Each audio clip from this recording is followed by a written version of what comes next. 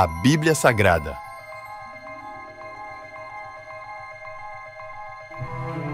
Atos dos Apóstolos.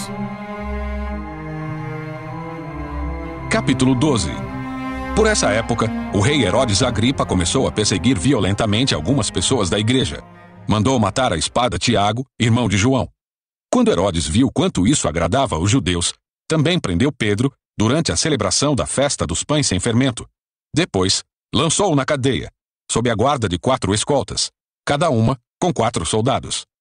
A intenção de Herodes era apresentar Pedro aos judeus para julgamento público depois da Páscoa. Enquanto Pedro estava no cárcere, a igreja orava fervorosamente a Deus por ele. Na noite antes de Pedro ser levado a julgamento, ele dormia, preso com 2 correntes entre 2 soldados, e outros montavam guarda na porta da prisão. De repente, uma luz intensa brilhou na cela, e um anjo do Senhor apareceu.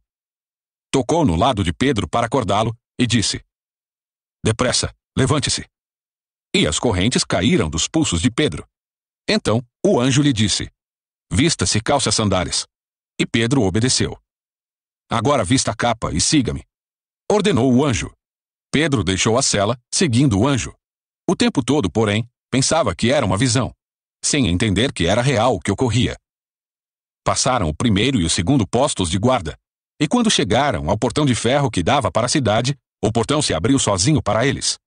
Os 2 passaram e foram caminhando ao longo da rua, até que, subitamente, o anjo o deixou.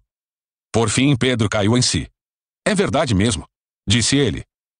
"O Senhor enviou seu anjo para me salvar daquilo que Herodes e os judeus planejavam me fazer." Quando Pedro se deu conta disso, foi à casa de Maria, mãe de João Marcos, onde muitos estavam reunidos para orar. Ele bateu à porta da frente, e uma serva chamada Rode foi atender.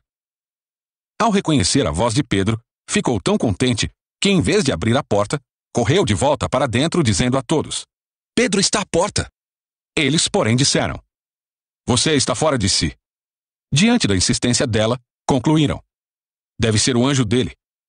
Enquanto isso, Pedro continuava a bater. Quando por fim abriram a porta e o viram, ficaram admirados. Ele fez um sinal para se acalmarem e lhes contou como o Senhor o havia tirado da prisão. "Contem a Tiago e aos outros irmãos o que aconteceu," disse ele. Então foi para outro lugar. Ao amanhecer, houve grande alvoroço entre os soldados a respeito do que tinha acontecido a Pedro. Herodes ordenou que fosse feita uma busca completa por ele. Não conseguindo encontrá-lo, interrogou os guardas e mandou executá-los. Depois disso, Herodes partiu da Judéia e foi passar algum tempo em Cesareia. O rei Herodes estava muito irado com o povo de Tiro e Sidom. Assim, as 2 cidades se uniram na tentativa de se reconciliar com o rei, pois dependiam de suas terras para obter alimento. Então, tendo conquistado o apoio de Blasto, assistente pessoal do rei, conseguiram uma audiência. No dia marcado, Herodes, vestindo seus trajes reais, sentou-se em seu trono e fez um discurso para eles. O povo o ovacionava gritando: "É a voz de um Deus, e não de um homem." No mesmo instante, um anjo do Senhor feriu Herodes com uma enfermidade, pois ele não ofereceu a glória a Deus. Foi comido por vermes e morreu. Enquanto isso, a palavra de Deus continuava a se espalhar e havia muitos novos convertidos.